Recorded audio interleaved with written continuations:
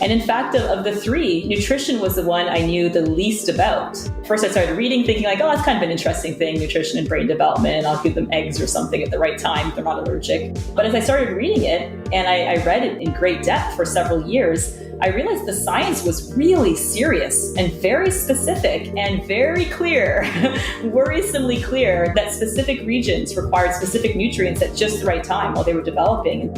I think the important thing to remember is that Cerebelly is different from other food products in that it is based on Teresa's scientific discovery. Teresa discovered that there was all this information about how those 16 nutrients affect brain growth in children or help support brain growth in children. Cerebelly is how we productize that science.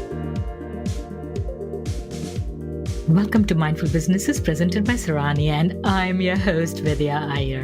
In our podcast, we bring to you brands that are mindful in their practices and processes. A mindful business adopts and employs sustainable social, economic, and environmental practices.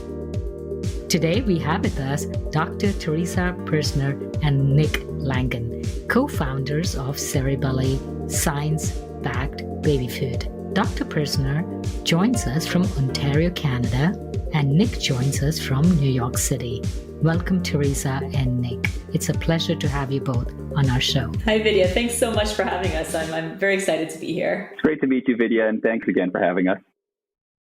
The early years of an infant's health is important on various fronts, especially for them to grow and thrive mentally and physically. Some of the factors that NIH states is the first 3 years are crucial. Why is that? What is so important in those early months of postpartum? Yeah, especially with the brain in particular, it's just such a critical and unique moment in brain development. So as you probably know, most of your body continues to grow your entire life. And so if you break an arm, the bones will heal. If you get a cut, the skin will heal. The brain is very different. The entirety of the brain growth really happens in those first 3 to 5 years. At least about 80 to 90% of your entire brain growth happens in those very first period of your life. And during that period, specific regions grow during specific times. And once you've left that region of opportunity, you can't go back and grow it again. And that's why while you can heal your body, when you have a stroke or something, that part of the brain doesn't come back again. The first 3 years, I like to think of it as the Olympics of your brain development. It's really the time when you're setting the foundation upon which you will build the rest of your behavior, thoughtfulness, memory, everything is built on what you've created in those first 3 to 5 years. And when we think of the brain, it's not one homogeneous organ. It's various parts, and different parts are, of course, responsible for different activities, and their development also changes, and how much they grow over the next 18 or 36 months post-birth also changes. So what are some of the parts? You're absolutely right. And I like to say that every parent is actually a developmental neurobiologist. You've seen your kids grow, right? They don't learn to smile and talk and walk and throw a ball all at the same time. There's one window in their life when they start to learn to sit and roll over, another very different window where they start to use words. And those behaviors are simply a reflection of the part of the brain growing that's responsible for that behavior. And so it shouldn't be so surprising that some of the language areas of your brain start to really fire up around the age of 1 when the child's starting to say their first words. In contrast, let's say the part of your brain that's important for vision, especially basic vision, so color, lines, boundaries, things like that, that happens very early on. So, 3 to 6 months. And again, that's when you might see your child just staring at a window and out a window and at the blinds. And what they're actually looking at is the lines that are made by the light. So they can see light and dark, and they're seeing these lines. And what this child's starting to realize for the very first time is that the world is surrounded by lines, and lines can form objects. And they're in fact an object in a world of objects. All that kind of fascinating things are happening, at very specific parts in your child's life. And most parents actually know when those times are. Teresa mentioned to me one time is that the different areas of the brain are made up of completely different proteins. And so one area of the brain is as different from another area as your liver may be from your lung. It's not just one big brain. There are a whole bunch of very different groups that make up the brain. When my kids were infants, I was militant about breastfeeding, and there were these articles which appeared in many prominent newspapers which talked about proteins which scientists are still discovering in a mother's milk, which actually help the child's brain development?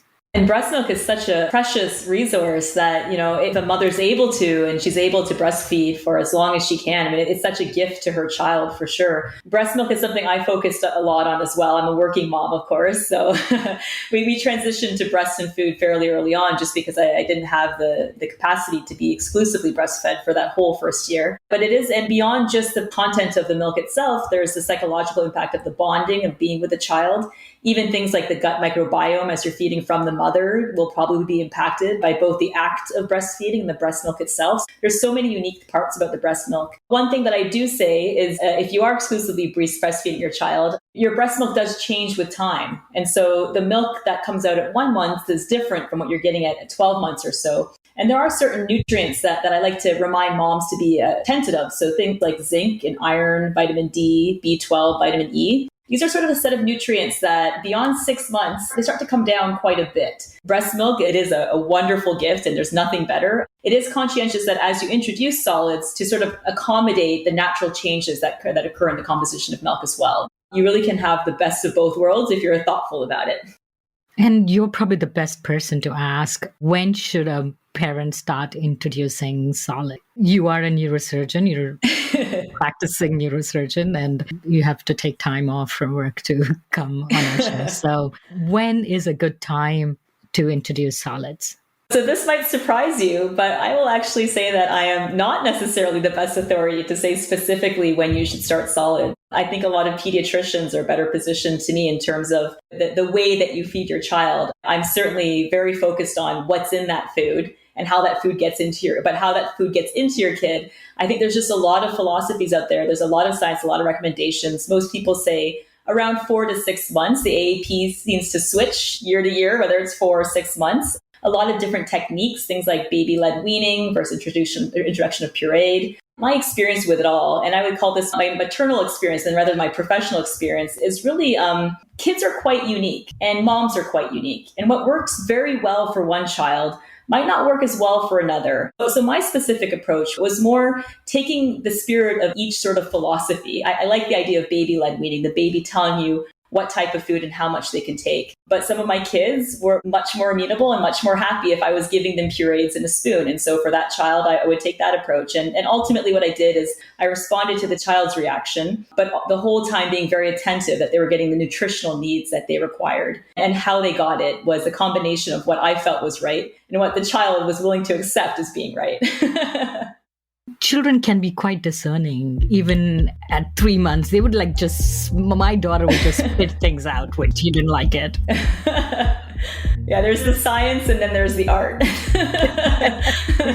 So Nick and you are brother and sister. Tell us about your product. How did you think about it? Part mom, part doctor? And where does Nick fit in it? I'll start it off and then I might hand it over to you, Nick, for the second part of it. But as you know, I'm a neurosurgeon. My focus really was just clinical neurosurgery. And to make a very long story short, a couple of experiences on the pediatric neurosurgical ward as a trainee motivated me to study in great depth the biology of pediatric brain tumors because I thought it was just such a horrific disease and there was more we could do for it. And that passion really drove me to study early brain development. So pediatric brain tumors are interesting. They're not like adult brain tumors that happen for a lot of reasons. A pediatric brain tumor often occurs because a part of the brain grows as it should, and it doesn't stop when it should. It just keeps growing, and then you get a brain tumor. And so it's heavily based in developmental neurobiology, and that's the reason I left clinical practice for about 7 years and went down to Stanford to study developmental neurobiology in particular. And as I was doing it, and it went quite well, we were able to find a new target for the most common pediatric brain tumor and take that to trial. But while I was doing it, I had my kids. And suddenly, when I had my kids, my focus kind of shifted from brain development in the context of disease to brain development in the context of a normal developing child. And what can I do to best support my child in those critical first years? And really it came down to 3 things. One is genetics, which is the parents and meiosis. And then the second is the environment. So the interactions you have with the child, the books, the colors, the toys. And then the third was nutrition. And in fact, of the 3, nutrition was the one I knew the least about. First, I started reading, thinking like, oh, that's kind of an interesting thing, nutrition and brain development. I'll give them eggs or something at the right time if they're not allergic. But as I started reading it, and I read it in great depth for several years, I realized the science was really serious and very specific and very clear, worrisomely clear, that specific regions required specific nutrients at just the right time while they were developing. And so in a bit of a panic, actually, because my child was now, approaching that age of eating, I started to develop a meal plan for him that ensured he was getting the right nutrients at the right time. My first plan was just to go to the grocery store and get shelf-stable baby food that had the right nutrients. But unfortunately, when I went there, I flipped over every single baby food pouch that was there. And of the 16 nutrients I was looking for, I just couldn't find them. I could find just a couple. And they were the few that I was going to get anyway from carrots or sweet potatoes. And so that's how I started making my own kids' food. That's sort of where the story would have ended if it hadn't been for Nick. So Nick had his babies at the same time. And Nick, you can kind of take it from here as to how you made my kids' meal plan into Cerebelly. Yeah, absolutely. And I think Teresa came to me and mentioned, hey, there are these 16 nutrients that are so critical to supporting brain growth in children. And I'm doing all this work to create foods on my own. I'm cooking. I'm trying to find all these exotic ingredients and make them into baby food so that my kids can benefit from this. But it would be so much easier if I could just go to the store and purchase foods that had these nutrients. But she said, I did go. And unfortunately, out of 100 pouches that I flipped over, you could not find more than 3 or 4 of 16 nutrients. And the important thing there was that it wasn't 3 or 4 in any given pouch. It was that 12 or 13 of these 16 nutrients are completely absent from any store-bought food. And that's true today, other than Cerebelly. And that was so striking to me because it was something that I was hoping that my kids could benefit from. And this science was so important that I said, Teresa, me and you can now solve this for our kids. We have the science behind it. We can go out and create foods and make foods and spend the time to ensure that our kids get healthy foods. But what about all those other kids out there? We have to do something to enable the rest of the kids in the world to benefit from this science. With a background in understanding building businesses, I have a finance background and have seen many companies develop from early stage through late stage. I said, Teresa, if you want to make this a business, you figure out the science, you figure out the product, I can figure out the business side, and we can create a product that's going to help all these kids. And so it's been a great working relationship, and that's kind of how Cerebelly came to be.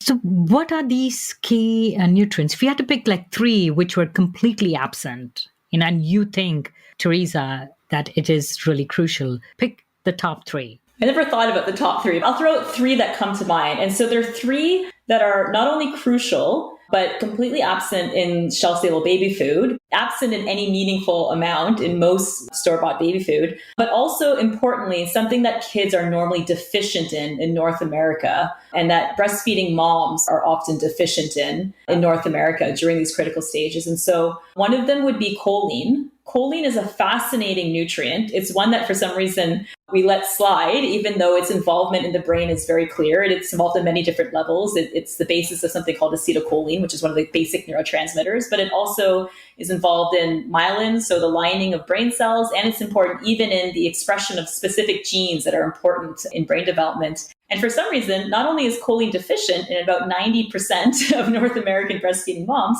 but it's also usually absent in multivitamins.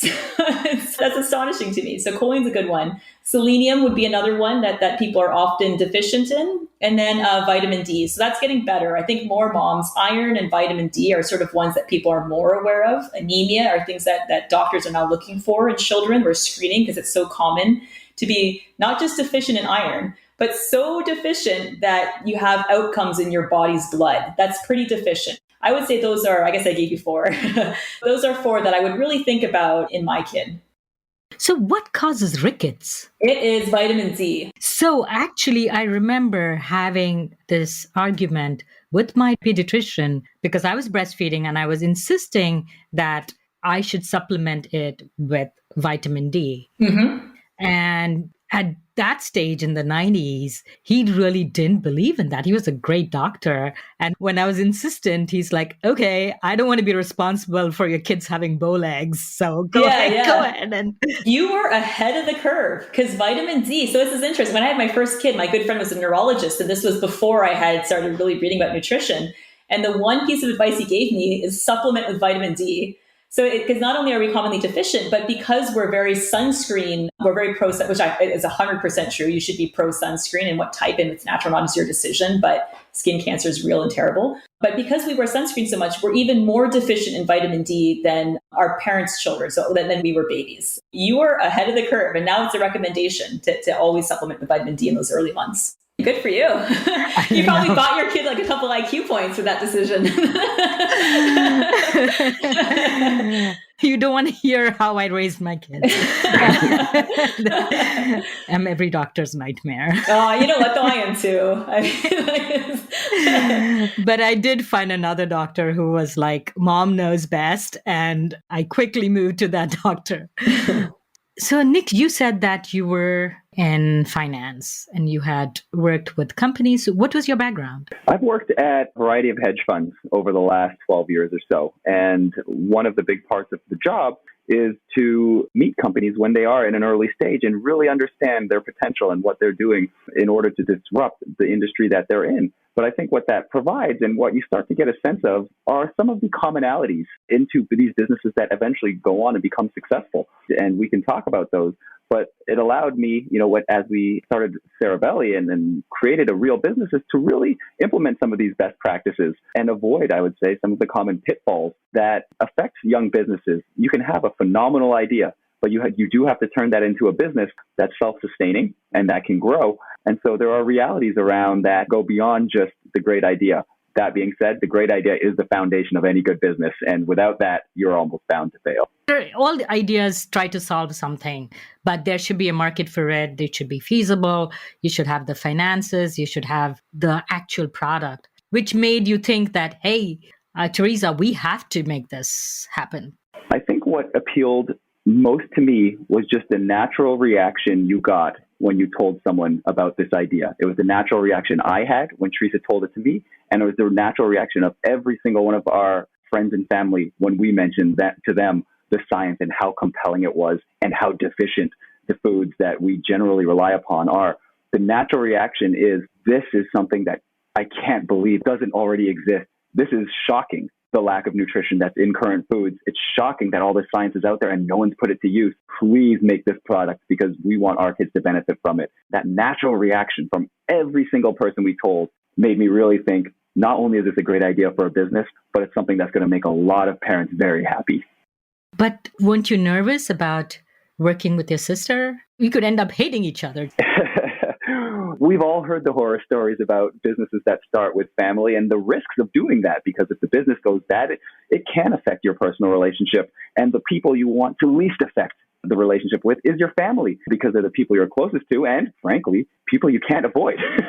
So you can't just say, oh, we're not friends anymore. You're going to see each other at the holidays. You're going to see each other all the time. What made me very confident, though, is that Teresa and I, we're always very close, but we have very different skill sets. And I think we both understood that early on. I understand how to run a business. I understand finances, and I understand how to make a business sustainable. Teresa is the scientist, and she's in charge of product development. So whereas I may have some suggestions about the direction the company should go with R&D from a business perspective, in the end, I rely entirely on Teresa's thoughts when it comes to how best to translate science into products, because that's what's at the basis of Cerebelly. It's translating science into a product that parent can use in a convenient way. And that's Teresa's specialty. Yeah, and I think just to add to that, I was obviously nervous because everyone don't mix family and business. And so just that in the back of my mind, it was nervous, but it's actually been completely wonderful because I know that I'm not going to compromise my relationship with my brother, and I trust my brother. And I know my brother is going to do not only what's best for the company, but he's not going to do something sneaky to me. And so I know I can just trust him on that. And taking that variable out, taking out that concern that maybe there's a small chance that at the end of the day, this person's not going to do what makes sense. It really frees things up to just very logical, reasonable discourse. And so it actually took a lot of the emotion out instead of putting it in, is what I found. And so it's been absolutely wonderful. Let's talk about the product. Most conscientious parents, when they buy a product, they flip it over to look at the ingredients. First, if it is possible, it's within their means and reach, they try to buy organic for, it's controversial. Some people say it's not worth it, and some people say it's worth it.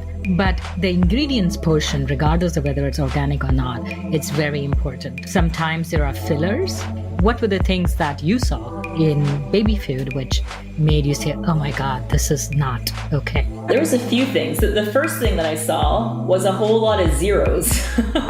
And so I look at the ingredient list, sure, but I also look at the nutritional panel. And in fact, what I look at first is the nutritional panel, and then secondly, the ingredient list, because the ingredient list, as you said, can be very, very misleading, whereas the nutritional panel is highly regulated. You can't hide. That information is real. And so what I found is a lot of packages that on the front had dark leafy greens or these beautiful vegetables, and you would flip it around and there would be no iron. How can you have spinach and no iron? And you look at the ingredient list, oh, it's because it's actually pear. And so I found a lot of alarming things like that. I remember once I actually back calculated based on the iron content how much spinach was in the spinach product. And it was 1 calorie of spinach. Yeah. And you're not a nerd at all. Oh, I'm a big nerd.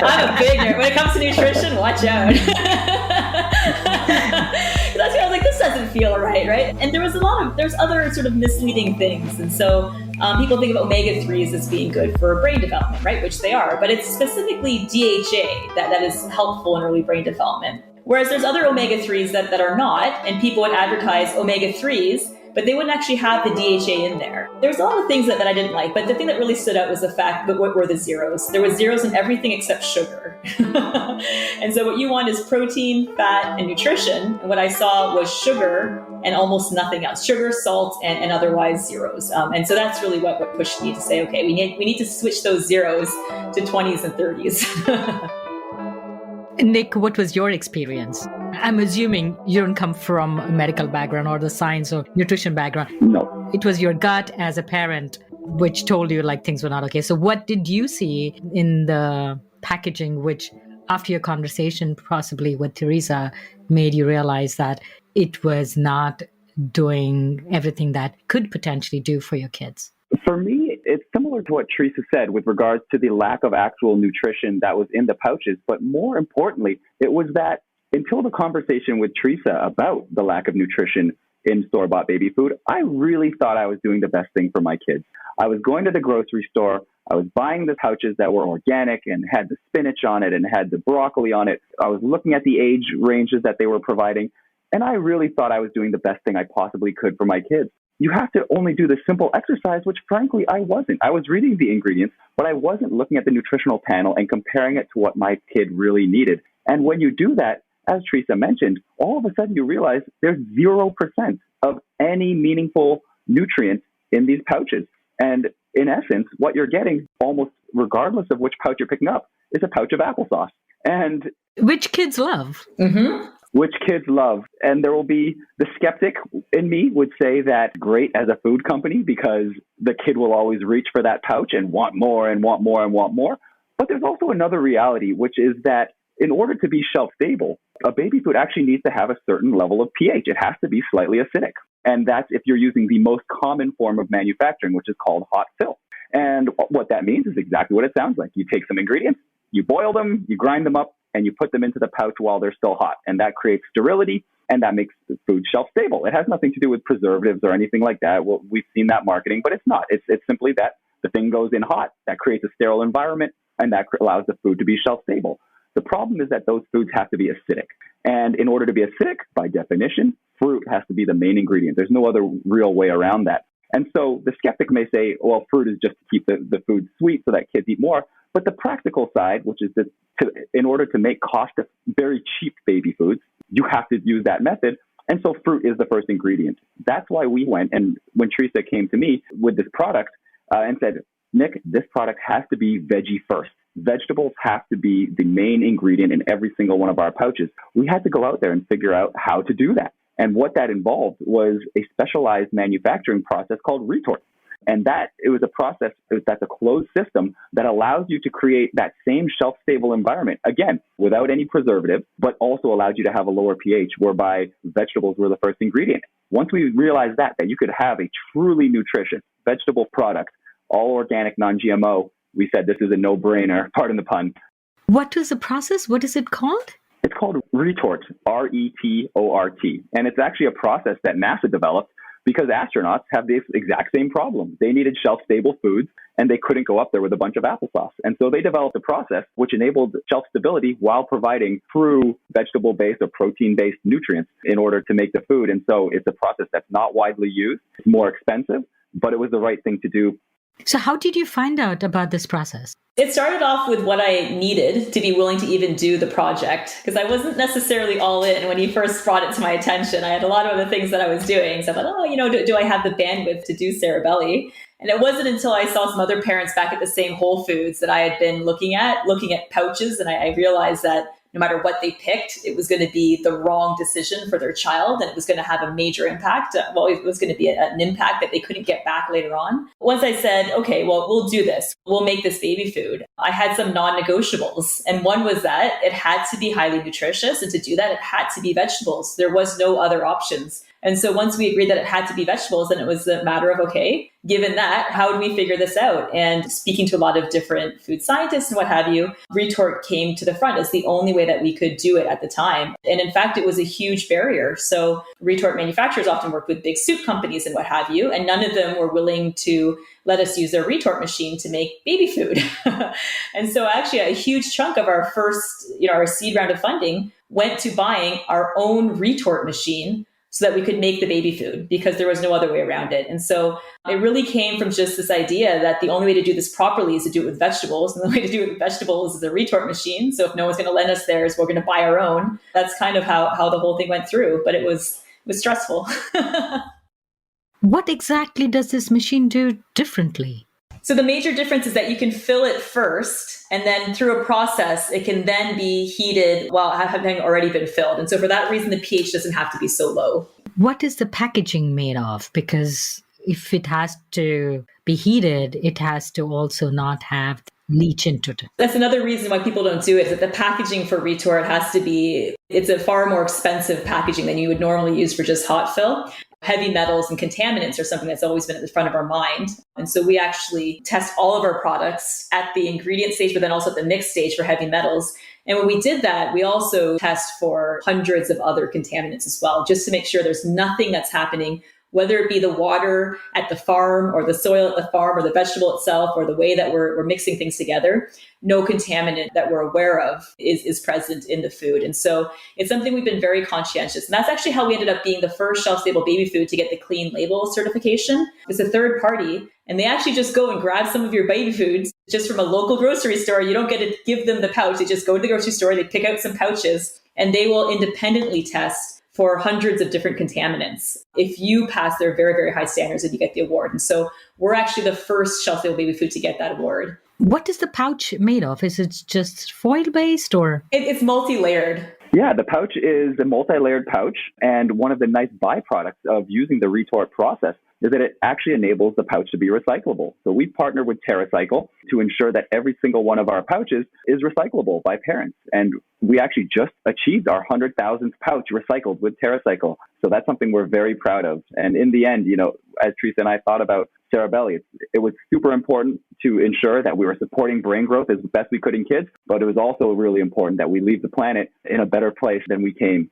So what exactly does TerraCycle do? What role do they play? What ends up happening is that every parent who desires to recycle the pouches, we send them an envelope, which they can then keep their pouches in, and they simply ship that off to TerraCycle. TerraCycle then takes the pouches and through a proprietary process, which frankly, I don't know, is able to recycle all of them. So the parents don't have to rinse it out or anything. No, we make it very convenient. You just ask us for the envelope and it comes to your house. You fill it with your used pouches and send it right off. It's a very convenient process.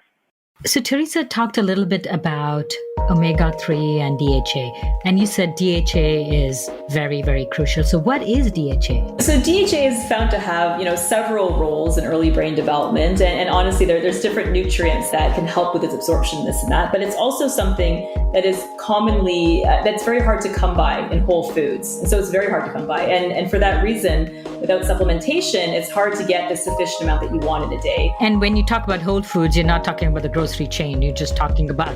No, I mean like non-supplements. Yeah. Real food. So it's found in fish, of course. You think of omega-3s and DHA in fish. There's a lot of eggs that have been, where the chickens have been given the type of feed so that their eggs end up having a good amount of omega-3s and DHA in particular. But what's fascinating is that the reason that fish have DHA is because they eat algae, and it's actually the algae that has the DHA. And so that's why fish are high in DHA. The problem with fish is that they can also be high in heavy metals. And so it's a little bit of a give and take. But the algae tends to be pretty safe. And so when we were thinking about how to put DHA in Cerebelly, we actually went for the vegan source, which is the algae itself. And so it's all water extracted, algae-based DHA. The other interesting thing is that for a lot of nutrients, you have recommended daily values. And so when you look on your nutritional panel, you have this amount you're supposed to get. So DHA doesn't have that. There isn't actually a specified amount. The WHO has put out a range around 200 milligrams per day. But there's some studies, some basic science studies showing a benefit to cognitive development up to 1,000 milligrams a day. So there's actually a benefit of having a whole gram a day of DHA, which is hard to come by just by eating fish and eating eggs. So explain what is cognitive development. Like, it's obvious for a parent when a child speaks or walks. Those are very, very obvious milestones for a parent to follow. So what is cognitive development? Yeah, that's a great question, because the truth is cognitive development, it is sort of a catch term rather than a specific term. But in general, when you think of cognitive development, you're thinking more of higher order function. So problem solving, memory, recall, complex logic, and things like that. And so a lot of studies looking at nutrition and early brain development, not necessarily just DHA, but nutrition in general, they do follow specific things like language and math, but they also look at overall performance, so IQ scores, and even long-term employment. And so when you think of cognitive development, you think of, your brain function in general, especially the higher order functions, but there's so many different ways of measuring that. And I thought the employment studies were actually quite fascinating. So what about taste? Nick, did you get a chance to taste Cerebelly food before you launched it? We sure did. Or did you make your kids the guinea pigs?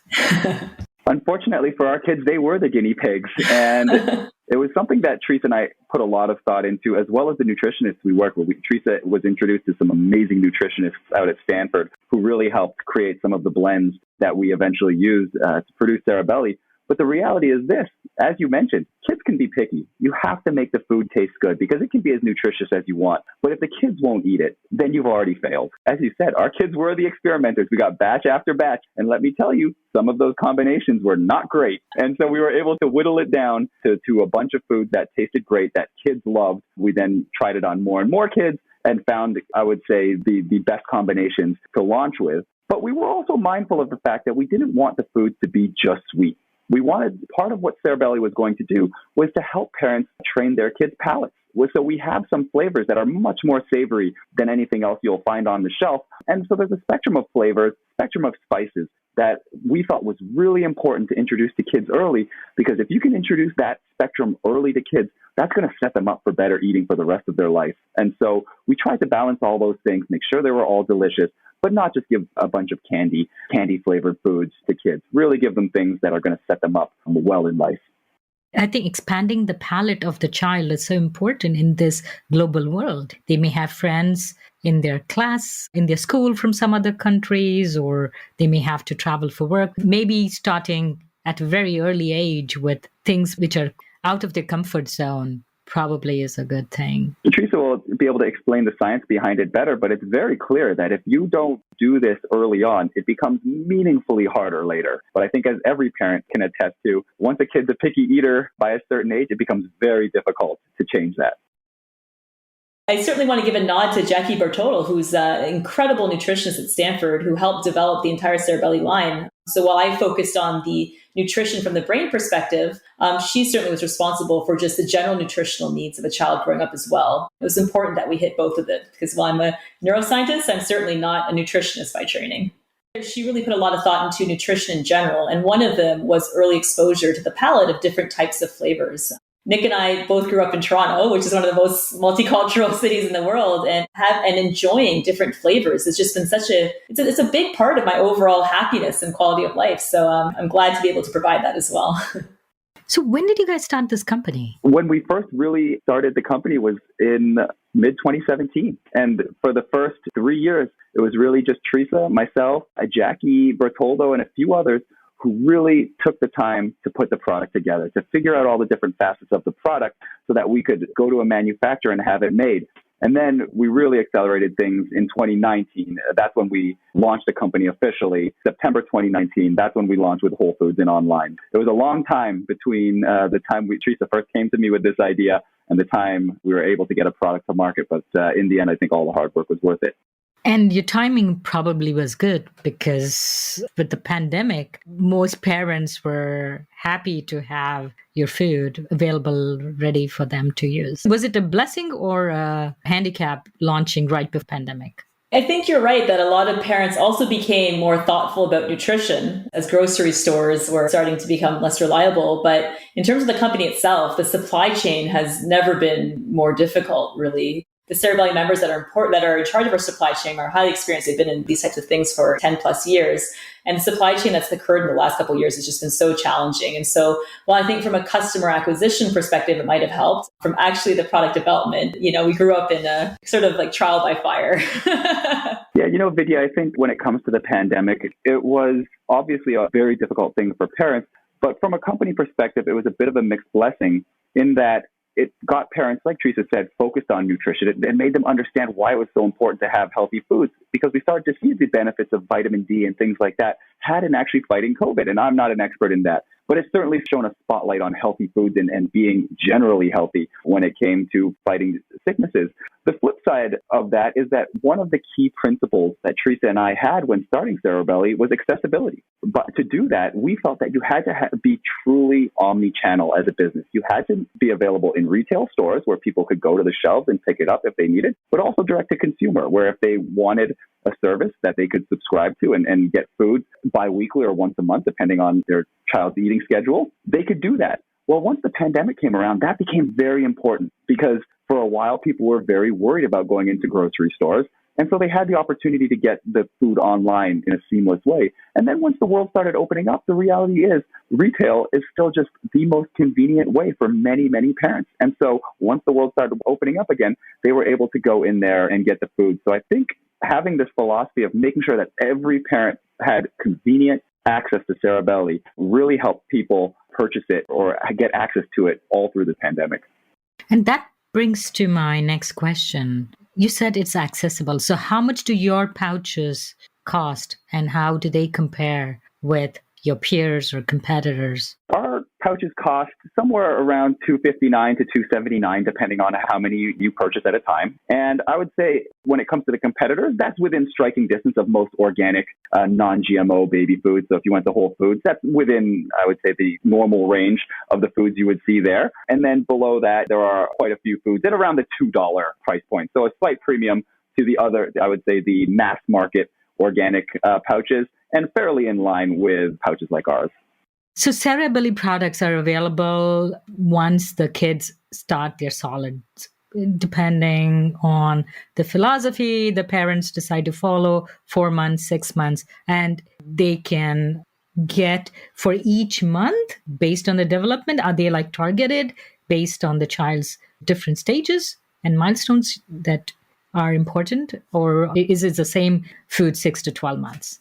Yeah, it really depends on how you buy it. So the nice thing about ordering it online just directly from the site is that it is month by month and it is based on your child's milestones as well. So you get this very personalized, specific set of recommendations based on your child. In the store, we sell them in multi-packs that are in around 3-month periods, so that it's largely age-based. But what I will say is it can be hard. It's because especially if your child doesn't like one of the pouches, the taste of one of the pouches that's specific for their age and rejects it, it's hard to force them to eat it, right? They're just not going to. And so the way we kind of evolved with time was the idea, okay, there's these 16 nutrients that are needed overall. Let's make sure that we get those 16 nutrients in some good amount in all of the pouches. And so while there are pouches that are ideal for your child, given their age, any pouch is still pretty good. And where did you guys get funding? Are you self-funded? Yeah, we've had a variety of sources. Our two biggest supporters have been Newton Capital and Imaginary Ventures, two venture funds that have supported us in every round of fundraising we've done. And in addition to that, we have quite a long list of passionate friends and family investors who continue to support the company. So we have a nice mix of venture money and passionate individual or couple supporters helping us out. What about the parents who are absolute purists and think that your food is equivalent to any processed baby foods? How is it different? First of all, I think that the concept behind Cerebelly, which is getting the right nutrients at the right time, if a parent is someone who wants to make all their baby food from scratch, I support that. If you're able to do that and you have the bandwidth to do that, I support that. And on our company's site, we'll give you recommendations on what ingredients you should be using for your child. I think it's a lovely thing. It's not something that I have the ability to do. And there's a lot of things that are very challenging to do. There's a lot of nutrients that are just very hard to get, like DHA and choline, actually, as a matter of fact, especially from non-meat sources. But I'll do my best to help those parents. One thing that's different about Cerebelly, beyond the fact that we have these 16 nutrients compared to the 2 or 3 other people have, is that every step has been very, very thoughtful. And so heavy metals is something that we've all known for a long time is in unacceptably high amounts of baby foods. And in fact, the great deal of them, the majority of baby foods, heavy metals are not good for brain development. And so from the very beginning, we had this idea that our baby food could not be high in heavy metals. And that's the reason why we started screening all of our food for heavy metals. And so I think beyond just the fact that it's non-GMO and organic and all the things that you expect, every facet of the product beyond just its nutritional content has been really thoughtfully sorted out. And every ingredient has been specifically selected for its nutritional density. And then, of course, the veggie first approach compared to other food companies, it really provides a very different offering than just the typical baby food pouch. And so I would say we're a very different product. It came from science, not from wanting to make a company that makes money, that's for sure. I have no interest in that whatsoever. Luckily, Nick does. But for me, it's just about getting the science to the people. But at the same time, if you want to make your own kids' food, I want to help you do that properly as well. And Vidya, I think to expand on that, all you have to do is a very simple experiment when it comes to Cerebelly versus other store-bought foods or online-bought foods. Like Teresa mentioned previously, you cannot lie on a nutritional panel. That is the factual nutritional content of that food, whether it's a baby food or otherwise. I challenge any parent to go into a grocery store, flip over a pouch of Cerebelly, any pouch of Cerebelly, and flip over any pouch that's otherwise out there, or compare it to any online provider of baby food who will also give you the nutritional information. Look at those 2 panels and you will immediately see the difference that all that thought makes when it comes to the final product. And so I think that's the big difference. The evidence is right there and it's very accessible. So how is this, what Teresa and you, Nick, are doing, different than just basic nutrition? How is it different? Can I just go to a nutritionist and consult with her or him and get and make my own products? Why is your product different? How is it different? I think nutritional science is very important in terms of how we feed our children and how we feed ourselves. But the reality is nutritional science changes over time. It evolves and certain things come in and out of fashion. The difference between that and Cerebelly is that Cerebelly is based on hard-coded biology. It is based on biological facts that will not evolve over time. It will stay the same 100 years from now as it is today. And I think that's a big difference when it comes to the product development. So, Nick, you seem like the disruptor, the person who wants to disrupt in startup lingo. So where do you see the company in, say, 3 years? More products, more other products which help cognitive development? Where do you see yourself? Where do you see Cerebelly? Absolutely. I think you hit the nail on the head. We want to disrupt how kids eat. We want to change the way every child eats. But Cerebelly, I think the important thing to remember is that Cerebelly is different from other food products in that it is based on Teresa's scientific discovery. Teresa discovered that there was all this information about how those 16 nutrients affect brain growth in children or help support brain growth in children. Cerebelly is how we productize that science, right? So the science came first, and then we've created a product to enable parents to have access, easy and convenient access to this very basic and important science. The good news is there's a lot of science out there, and none of it's being translated into food products. So as I look down the road, certainly the focus right now is on cognitive development, but down the road, there's a lot of science not being used to help support our children that I think is very important. That will always be the basis of what Cerebelly does. Look at the science, look at the facts, and then create products that give parents access to it. Hear, hear. And on that wonderful note, thank you so much, Teresa, Dr. Pruzner, and Nick, for coming on Mindful Business. It's been a pleasure to have this conversation. Thank you so much.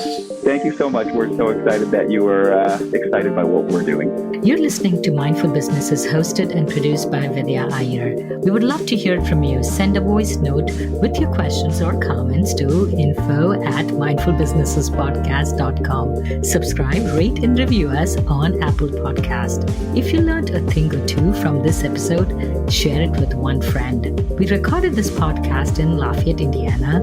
Theme music was composed by Tatum Gale. Our marketing assistant is Caitlin Milligan, and our advisors are Jim Stone and Anupama Pastrija. This is Vidya Iyer with Mindful Businesses.